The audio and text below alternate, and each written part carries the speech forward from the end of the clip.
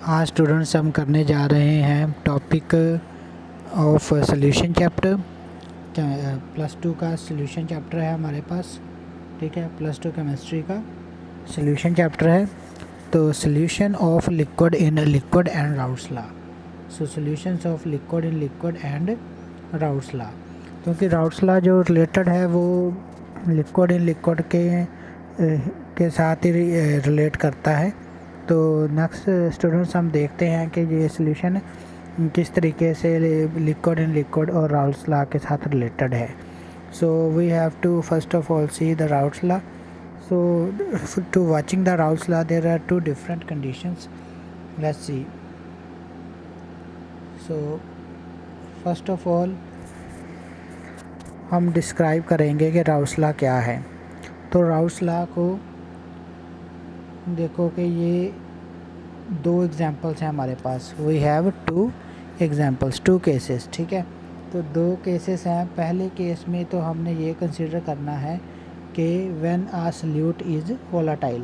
When a solute is volatile, volatile का मैंने पहले बताया था कि वो कंपोनेंट जो कि वेपर प्रेशर में कोई हेल्प करेगा। जब कोई भी कंपोनेंट है, मान लो कि सॉल्यूट है जो वो vapour pressure, total vapour pressure में हेल्प कर रहा है, उसकी कंट्रीब्यूशन है, तो इसका मतलब है कि राउल्ट्स लॉ वो कौन सा सॉल्यूट होगा हमारे पास, वो सॉल्यूट वोलाटाइल सॉल्यूट होगा, ठीक है, जिसके वेपर बहुत जल्दी बनेंगे। अगर वेपर किसी के जल्दी बनते हैं तो वो वोलाटाइल सॉल्यूट है और वो वेपर प्रेशर भी ज़्यादा कॉज करेगा, ठीक है। तो हम देख लेते हैं स्टूडेंट्स, हमारे पास मान लो कि अब हमारे पास दो कंपोनेंट्स हैं, एक है ए और दूसरा कंपोनेंट है बी। ये भी लिक्विड है और ये भी लिक्विड है। So we have solutions of liquid in liquid, ठीक है। और कंपोनेंट ए है, तो कंपोनेंट ए का जो वेपर प्रेशर है PA0, इसका वेपर प्रेशर क्या है PA0, इसका क्या होगा पार्शियल प्रेशर PB0, ठीक है। पार्शियल जो प्रेशर होगा इसका PB0। सो ठीक है, नोट का मतलब है कि फॉर प्योर, ये क्या है प्योर सब्सटेंस का मतलब प्योर। अभी हमने इसको ऐड नहीं किया ए में, बी को जब हमने ऐड नहीं किया ए में, इसका मतलब है कि वो प्योर है। इसी तरीके से ए को हमने बी में मिक्स नहीं किया, सो उसे भी क्या कहेंगे प्योर, वो भी हमारे लिए क्या होगा प्योर फॉर्म होगी। जब ए को किस में नहीं डाला, बी में नहीं डाला। जब ए और बी दोनों मिक्स हो जाएंगे तो हमारे पास एक नया वेपर प्रेशर आ जाएगा, डैट विल बी PS। वो हमारे पास क्या होगा, नया vapour pressure of solution. S का मतलब क्या है, वेपर प्रेशर ऑफ सोल्यूशन। तो अगर मैं इसको एस नहीं भी लिखता हूँ तो हमारे पास P जो होगा that is vapour pressure of solution होगा, ठीक है। तो ये है हमारे पास डिफरेंट वेपर प्रेशर।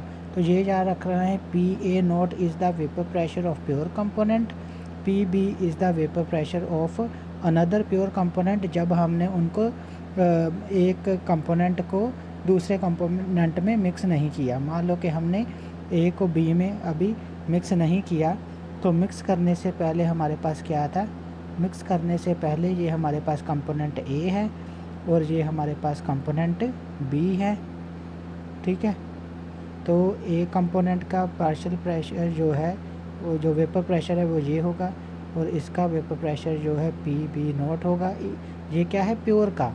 तो अब क्या किया हमने, दोनों को किस में डाल दिया, एक और कंटेनर है तो उसमें हमने इन दोनों को डाल दिया।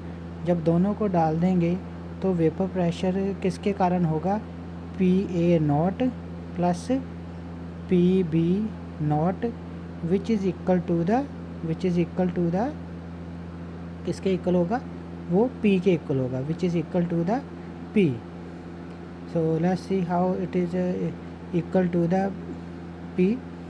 सो P is equal to PA vapour pressure of component A in solution plus vapor pressure of component B in solution. So what is the P? P is the vapour pressure of solution, P is the vapour pressure of solution. ठीक है, तो PA क्या है, vapour pressure of A in solution, in solution. ये क्या है, vapour pressure of B, component B in solution, vapour pressure of B in solution. So what is this? This is the total vapor pressure of solution. This is the total vapor pressure of the solution. ये हमारे पास total vapor pressure है solution का। ठीक है, अब हमारे पास जो दो कंपोनेंट आ गए हैं, अब देख लेते हैं कि PS vapor pressure, total vapor pressure of the solution. So PA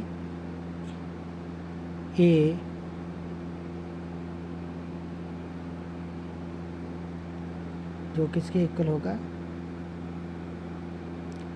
total vapour pressure, sorry, PS is equal to PA plus PB। ठीक है, इसको करने से पहले ये आपके पास एक इक्वेशन बन गई है, लेकिन PA according to the Raoult's law, PA is equal to PA not XA। So PA क्या है, vapour pressure of component A is equal to the PA naught multiply by the XA। So PA naught का मैंने बता दिया, PA naught का मतलब है vapour pressure of pure A component and XA mole fraction of component A, mole fraction of component A। किसका है, component A का। ओके स्टूडेंट्स, सो इसी तरीके से PB का भी होगा। So we will also have PB। ठीक है, इसको इक्वेशन नंबर 3 है जो मैंने आपको नोट्स में दिखाया हुआ है, वो इक्वेशन नंबर 3 है ये। ठीक है, तो ये है इक्वेशन नंबर 1, ये वाली है जो है, ये इक्वेशन नंबर 1 है। तो इसी तरीके से हम एक और इक्वेशन लेंगे, equation number 3। So let's C, equation number 3 तो हो गई, ये इक्वेशन नंबर 2 है, PB is equal to PB naught XB। ये है अनदर इक्वेशन नंबर 2 थी। ठीक है, आपके नोट्स में ये इक्वेशन नंबर 2 है। अब हमने फिल किस में करना है, PS is equal to PA plus PB, this is equation number 3। इसमें फिल कर दो PA की वैल्यू और PB की वैल्यू तो आपको दिख ही रही है, ये वाली है। ठीक है, तो हम दोनों की वैल्यू जब फिल करेंगे तो हमारे पास PS is equal to P naught A according to the Raoult's law XA plus P naught B XB होगा। ठीक है स्टूडेंट्स, तो यहाँ तक आप देख सकते हो। अब हमें पता है कि ये XA है, जो XA है वो हमारे पास क्या होगा, XA जब हमने इक्वेशन की थी मोल फ्रैक्शन ऑफ वन कंपोनेंट, तो मैंने बताया था कि दूसरे कंपोनेंट का मोल फ्रैक्शन कैसे निकाल सकते हैं, 1 में से माइनस करके। इसीलिए XB मैं कैसे निकाल सकता हूँ, 1 माइनस XA। सो PB मैं कैसे निकाल सकता हूँ कि मान लो कि मेरे पास X मेरे पास है XB, और XB जो है वो किसके इक्वल है, 1 माइनस XA। इसी तरीके से अगर मेरे पास X नॉट B होगा तो वो किसके इक्वल होगा, 1 माइनस X नॉट A। ठीक है, क्योंकि हमें पता है XA plus XB mole fraction of A plus mole fraction of B is equal to 1 because we are talking about the binary solution. कौन सा है? Binary solution. तो इसी को हमने रीअरेंज करके उधर 1 को उधर जाके ले गए तो ये इधर प्लस का है, उधर जाके माइनस का हो जाएगा, तो 1 माइनस एक्स ए. अब हमारे पास जो इक्वेशन आ गई थी थर्ड, तो इस इक्वेशन थर्ड, इसको इक्वेशन थर्ड में फिल कर दो, इसको इक्वेशन थर्ड में फिल कर दो. तो इक्वेशन थर्ड क्या बन जाएगी मेरे पास? P S is equal to P not A, क्योंकि एक्स बी की जगह हमने क्या फिल कर रहे हैं? 1 minus X B, X A की जगह हमने क्या फिल कर दिया? 1 minus X B plus P not B X B. ठीक है. नाउ यू कैन सी जो हमें कॉमन दिख रहा है वो हमने उसको देख लेना है. पहले इसको इसके साथ मल्टीप्लाई कर लो, फिर इसको इसके साथ मल्टीप्लाई कर लो, तो हमारे पास क्या इक्वेशन बन जाएगी?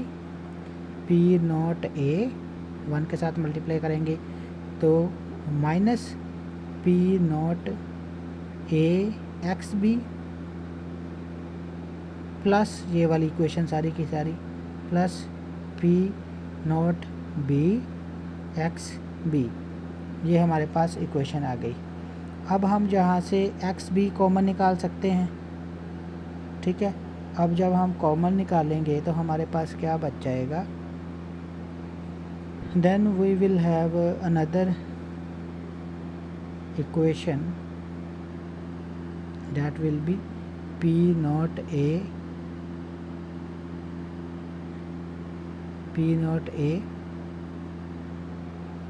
ए नहीं फिल करेंगे, इसमें हम फिल करेंगे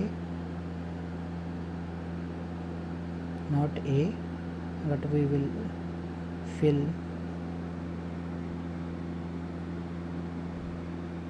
P B not minus P not A. Equation को रीअरेंज किया है, बस हमने क्या किया है? इक्वेशन को रीअरेंज किया है. एक्स बी प्लस क्या बच गया हमारे पास? पी नॉट ए बच गया. यहाँ तक आपको इक्वेशन समझ आ गई है. तो नेक्स्ट हम देख लें कि क्या नेक्स्ट लिखना है. इस इक्वेशन के बाद हमारे पास इक्वेशन आ जाएगी. तो ये तो हो गया इक्वेशन नंबर 4 जो मैंने अभी लिखी थी, डेट वाज इक्वेशन नंबर 4. ठीक है. इसी तरीके से अगर मैं X B is equal to 1 minus X A fill करता हूँ, ठीक है, थर्ड इक्वेशन में, तो then I will finally obtain P S is equal to P not A minus P not B. Pure component है, उनका वेपर प्रेशर है ये. ठीक है, याद रखना. तो X A plus P not B भी ऑब्टेन्ड कर सकता हूँ. I can also obtained this equation. Okay students, so next see कि हमारे पास ग्राफ क्या कहता है. हमें अब सभी टर्म्स जो है वो पता चल गई हैं.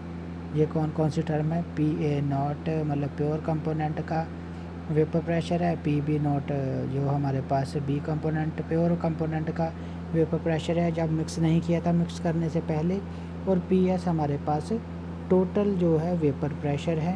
एक्स ए और एक्स बी आपको पता है mole fraction of component A and B है. ठीक है. So now let's see in the graph. अब हम जब ग्राफ ड्रा करेंगे, किस में ग्राफ ड्रा करेंगे? That depend upon the Raoult's law. तो राउल्स लॉ क्या कहता है कि P A is inversely proportional to the X A, मतलब कि इन दोनों के बीच हम ग्राफ ड्रा करेंगे. तो हमारे पास कांस्टेंट क्या है? We have constant P not A X A. So we have to draw the graph between P A and X A. So we have to draw the graph. इसी तरीके से हम P B proportional to the X B which इसको हटाने के लिए proportionality का sign वो इसमें कौन सा कांस्टेंट है, P not B X B. So we will draw graph between in this to.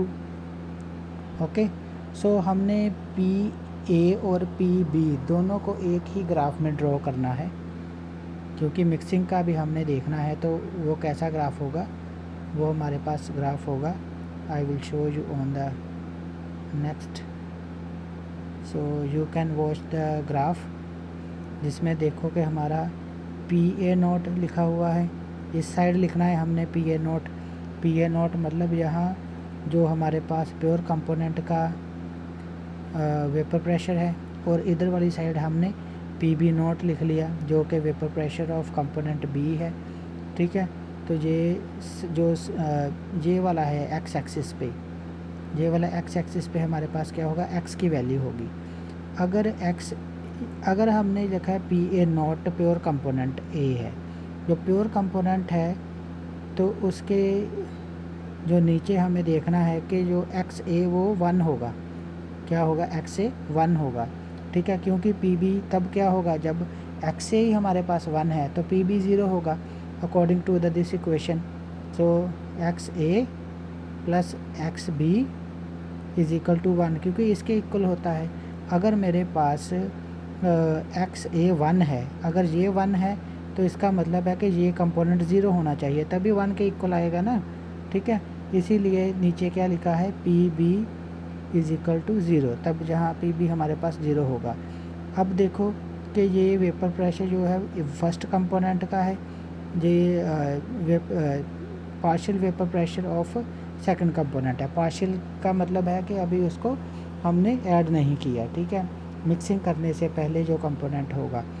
तो देखो कि ये ग्राफ बन रहा है हमारे पास, जो है वो एक्स पी ए का है, और ये ग्राफ है पी बी का इधर को। तो और ये जो ग्राफ है ये वाला दिखाई दे रहा है, तो ये वाला ग्राफ टोटल का है, मतलब कि पी एस का है। ठीक है, तो जब सभी रॉल्स लॉ या हेनरीज लॉ ओबे होते हैं तो इस तरीके का हमारे पास ग्राफ बनता है।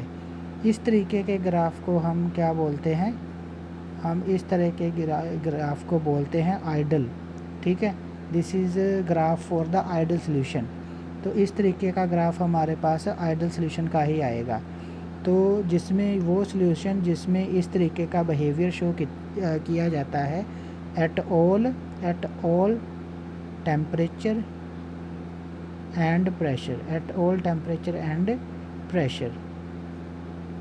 इस तरीके का ग्राफ बनना चाहिए। अगर इस तरीके का ग्राफ बन रहा है तो इसका मतलब है कि वो कौन सा सोल्यूशन होगा, आइडल सोल्यूशन होगा हमारे पास। ठीक है, तो इस तरीके के ग्राफ बहुत से कंपोनेंट हैं, उनकी एग्जांपल हैं जो कि इस तरीके का आइडल बिहेवियर शो करते हैं। तो एग्जांपल्स आपके पास कौन कौन सी हो सकती हैं, आई विल टेल यू, लेकिन हमने करना भी है difference between ideal and non ideal solution, उसमें भी मैं आपको बताऊंगा। सो बेंजीन और टोलिन को, जब हम बेंजीन और टोलिन को मिक्स करते हैं, when we mix the benzene and toluene, तो तब भी हमारे पास ऐसा ग्राफ आएगा, बेंजीन प्लस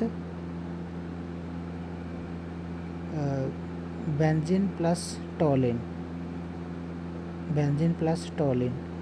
और कौन सी एग्जांपल है, hexane heptane, hexane plus heptane, इन दोनों को भी मिक्स करूँगा तो ऐसा ही ग्राफ मेरे पास आएगा। सो ठीक है, so we will do the another examples letter.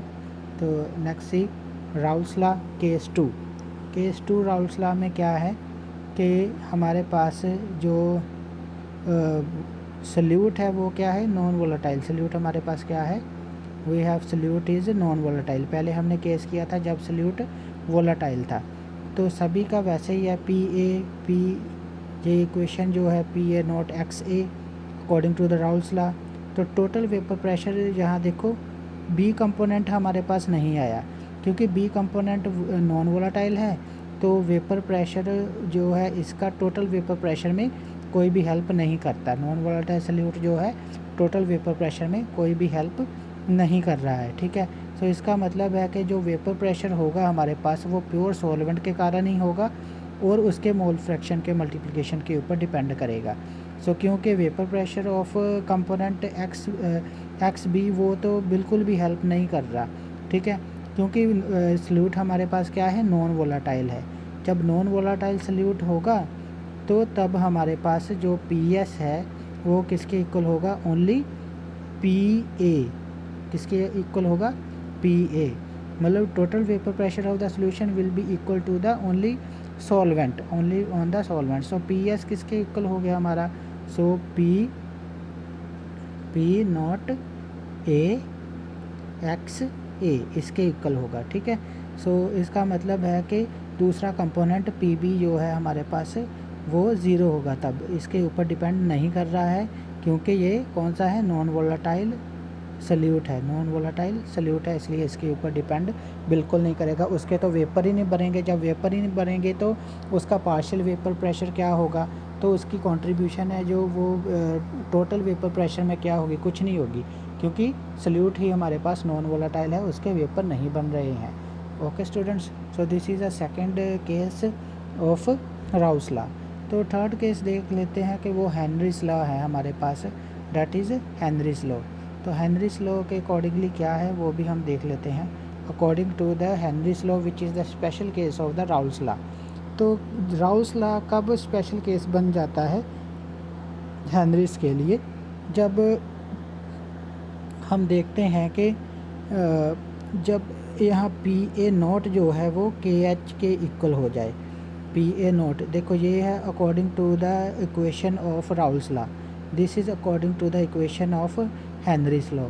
सो दोनों इक्वेशन को हम देख लें और कंपेयर करें तो लेट्स सी, मान लो कि according to the Raoult's law के अकॉर्डिंगली क्या है हमारे पास, P A is equal to P not A X A.